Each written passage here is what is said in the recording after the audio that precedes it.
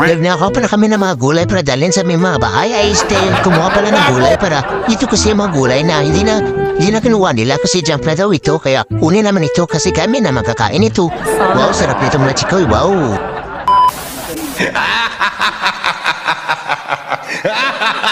Madaling araw na, saan kayang pupunta dito? Pupunta ba kami sa puso mo? Ay, dito po sa minsayat ng Cotabato. Pupunta kami dito para kumuha ng mga talong. Ay, mag-harvest pa na kami ng mga talong. Yan o, pumunta kami na ba dyan, wow? Kasama ko si Danilo Praso dito, mga chikoy. Wow. At saka ito, pumunta na kami dito sa talungan nito. Wow. At saka ito ako, no? Wow. Ang ganda-ganda ng view talaga ng mga chikoy. At saka ito, kumuha si ba dyan ng talong, no? Wow. Dami ginawa na ba dyan? At saka ito, nakot ko yung mga talong kasi sobrang dalawang sapat na yung talong na nakuha namin dito mga chikoy. At saka dalawang sakong pipino. Yan. At saka yan mga chikoy, no, na curve cows ay kumuha ako ng mangga dahil gusto kong bahan mangga.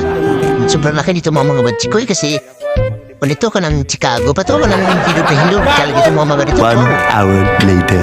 Kaya ito mga chikoy, no, ay inutusan naman si Papa na kuhain yung musaging at saka idala doon sa bahay kasi ganyan karak si Papa mga chikoy. Yan. Kasi Papa, no? Isang sipin, saging kaya ang buhatin. Wow, Papa. Saka ito ganda talaga mga bili ito mga chikoy. Kasi ganda mo, ito pero kumain naman tayo kasi nagugutom tayo. Kain tayo, no?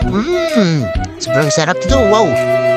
Oh, sobrang sarap nito. At saka ito yung kanding na sinasabi ko mga chikoy, yung highly evidented or EI na kanding. Highly intelligence na kanding. Kaya niya umakyat ng puno at saka ito siya sa lamisa.